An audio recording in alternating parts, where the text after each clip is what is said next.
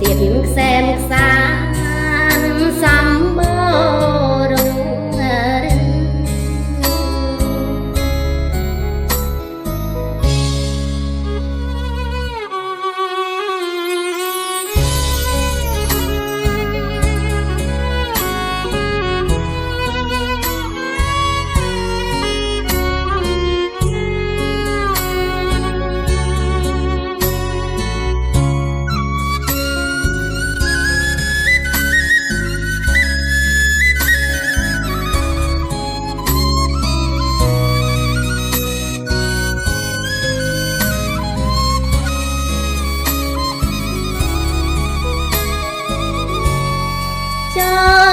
យើងគ្រប់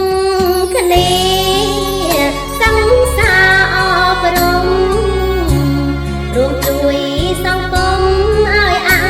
ភិវឌ្ឍជាមនុស្សថ្មីពិតមិនដែលភ្លៀងផ្លត់ប្រតិបត្តិទៀងទាត់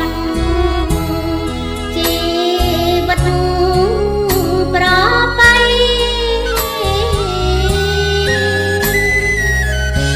ហើយអង្គកូនខ្មែរត្រូវចងចាំថាជាតិខ្មែរកាមារាតាមទៅបាន